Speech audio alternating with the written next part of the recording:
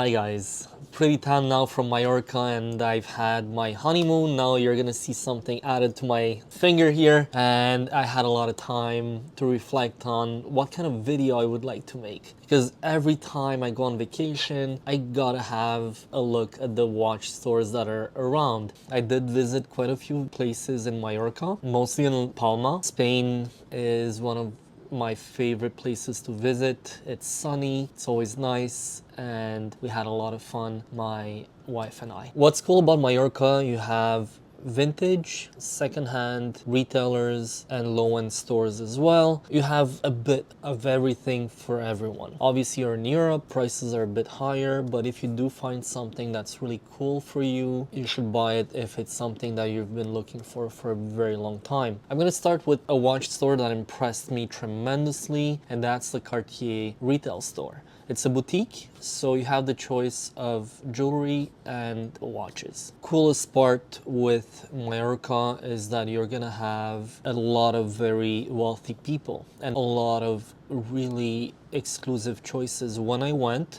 you're gonna see in the video, there's a gorgeous Pasha with the Panther movement. From what the lady told me, there's only 5 of them in the world, and exclusive to Mallorca as well. It's very well presented, very clean, and you're gonna see they have a lot of very high-end pieces. If you're looking at the Panther of Pasha, it's really exclusive. I think the retail is somewhere in the 160 or 170,000 euros. So you're looking roughly at around $200,000 US, or just a bit over. Very, very exclusive. Not everyone has that kind of money. Anything high jewelry from Cartier is very nice. They're doing amazing things because they're among the best jewelers in the world. And this watch in white gold is just fabulous. I was just stunned by it and by the choices they had. They had all the Cartier gold watches that you can imagine, with diamonds, without diamonds. Right here you're gonna see the Santos Dumont,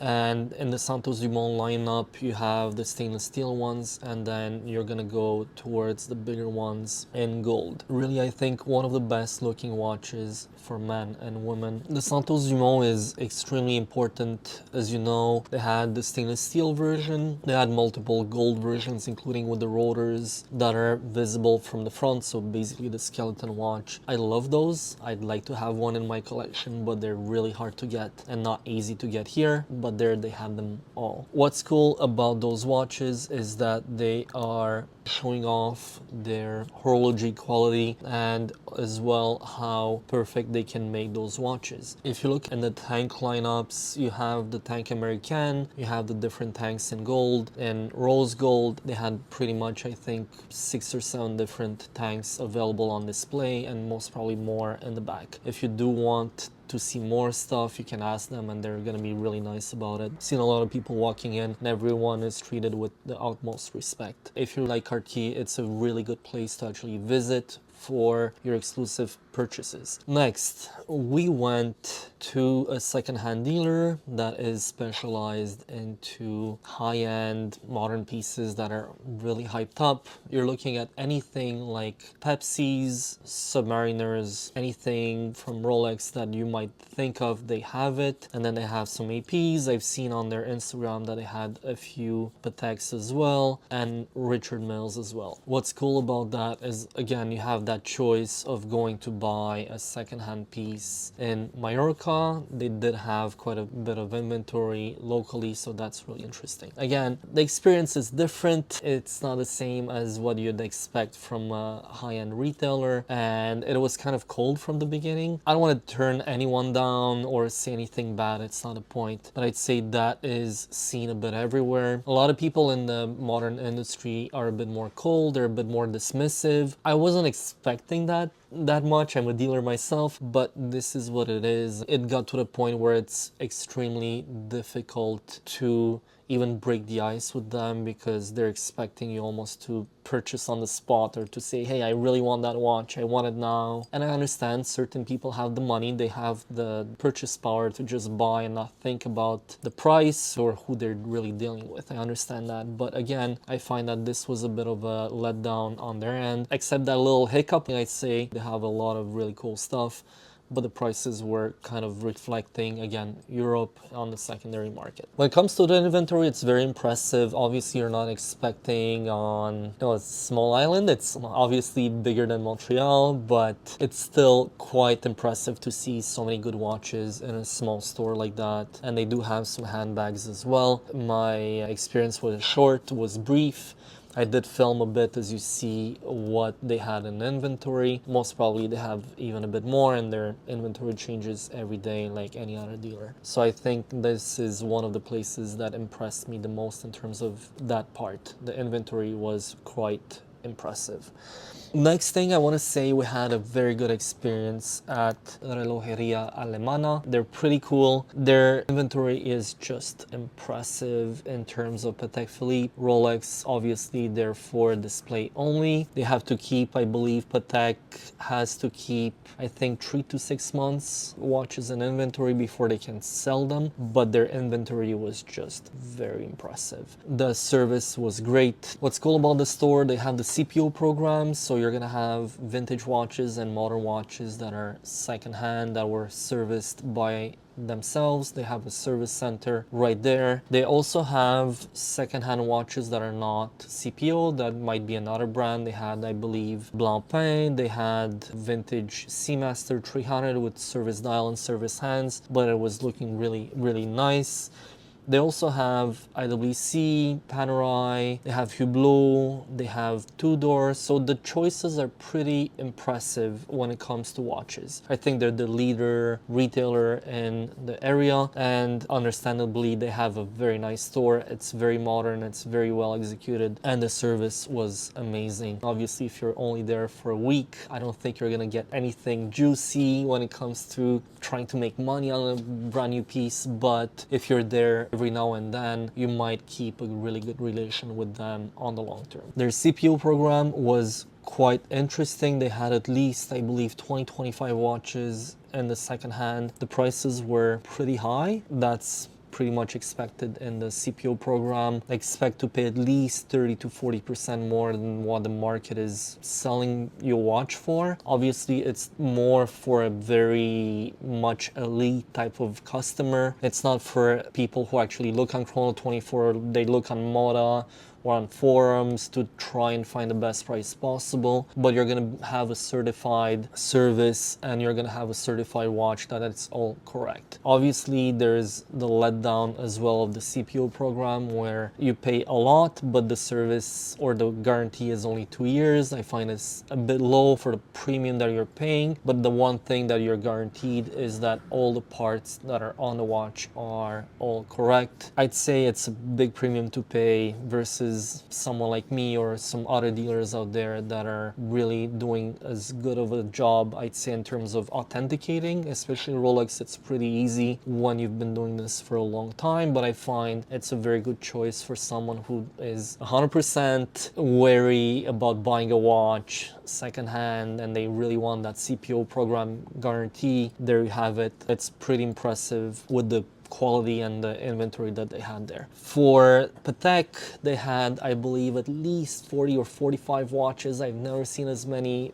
brand new Pateks in a retail store, but sadly everything was for display only. It's very impressive to see everything that you ever want from Patek all lined up there, just not be able to buy it. When it came to Rolex, they did have quite a bit of inventory, again, all display, and a lot of people were turned down by not being able to buy Rolexes brand new. We were there for maybe 45 minutes and quite a few people turned around looking for specific watches. They didn't have anything at that moment for sale. Obviously, if you go there every year or every 2 years, or if you have family in the area, you might have a lot more chances of getting a Patek or getting the Rolex that you really want. Two little mentions that I have to give at least for the island is Relojeria Catalana, that have a lot of modern pieces that are G-Shocks, Seiko, the Prospect series. My own watch is a Prospects when I travel, and I do have a lot of respect for Seiko, for G-Shocks, for Citizens, and those guys were selling them. There's another one I'll tell you just in a second, and I'd say it's really cool to go in there. You're gonna have a lot of choices. Most probably they can even make you a little bit of a deal, and they have most probably exclusive pieces for Europe. The second impressive little jewelry, it's actually not that small, it's one of the biggest actually. It's the José and Marcos Fuster. Very impressive, lots of inventory. They had some new old stock watches as well. They had a few Rolexes as well. They were saying they were new old stock, which didn't make really much sense because they were not new old stock. You can tell they were polished or they were worn, but overall G-Shocks, they had a lot of them. And again, if you're looking for a second-hand watch, not too expensive and a few €100, I think this is a very good choice. Except obviously if you go into the Seikos, they're going to be a bit more expensive, especially in the higher end lineup, the Prospects lineup. You're going to be maybe in the €500-600 and up. The last place that we want to talk about, it's not really a jewelry, it's not really a watch store, it looks more like a pawn shop. Look it up, search on Google, take the walk, take 20-30 minutes out of your way, and you'll maybe meet someone really nice. The last but not the least is Relojeria de Oro, which is amazing to meet actually one of the owners. His name is Amin. I say hi to you. You have a really beautiful little shop. I think we clicked in like 10 seconds. Super nice guy. He's a watchmaker that studied in Switzerland. He did work in Germany as well. He is on the same line and the same idea of service like myself. I do free batteries for people. He does as well. We try to help the community, and I think this really reflects right away into someone's speech. Within a few seconds, you can tell right away if the guy is nice or not, is passionate about watches or not, who's working in a shop. So Amin is extremely passionate. He knows his watches. He really appreciates what he's doing, and they have a quite interesting inventory. Again, you're talking of Europe, everything is going to be a bit more expensive, but he was one of the guys that told me, hey, you know what, you want to negotiate, we can work on some pieces. And he was pretty legit in terms of prices. He wasn't crazy overpriced. You can tell they're really there to run a business. And that's what I'm telling you. If you take the time to talk to people, to go towards them, to show your humanity, not just be like, hey, I want a Rolex, that model, or I want this right away. It's going to show that you're really more passionate about watches than just buying a watch that everyone wants. And that's going to open up a lot of possibilities to work with people down the road and in the long term. It's not the last time I'm going to talk to Amin. His Instagram, I'm going to attach it to the video, and you're gonna be able to actually speak to someone who's really interesting. All I want to say is that Mallorca was a great experience, not only for the fact that, you know, I had to look at watches, but I did spend a lot of good time on my honeymoon. And this was a bit of a side quest to actually do a video like the one today, and I did take maybe, I don't know, half a day to do it with my wife. We just spent a bit of time talking about watches, meeting people, and all I can say is that everywhere you go, your humanity, your passion is gonna speak true, and you're gonna have the choices of dealing with something a bit more impersonal. Some people are just wired that way. Obviously, if you just want to buy, you want it purely transactional, do it that way. If you like it more personalized, you want to talk about watches, you can also find people that are extremely passionate like myself. And for example, Amin, the industry is going to help working with you if you're looking for something a bit more corporate. I had great experiences with Patek, Rolex, Cartier, really great stores. You can tell that they have the experience of dealing with high-end customers, and that's what you're expecting basically from a very high-end store. For me, it was amazing to see that many watches in the whole island. I've never seen that many Rolexes. We were walking, let's say, going to the market at 7:30 in the morning, and I would cross people's paths and I would see 1970s, 1980s, 1990s. They just dates subs. I've seen vintage 5513s. I've seen Pateks. I've seen solid gold Rolexes from all sorts. I've never seen that many watches on a small island like that in my life, and it is very impressive. It's also very secure in most cases. It is a very nice place to visit. If you do like the video, please comment Mallorca, please subscribe, please like the video as well. And all I can say is that this is not the first trip that I'm gonna be commenting about. I'm gonna equip myself with better cameras, and I'm gonna do my best to comment and to give you my experience where I'm going. Next trip is gonna be in Switzerland in the next few months.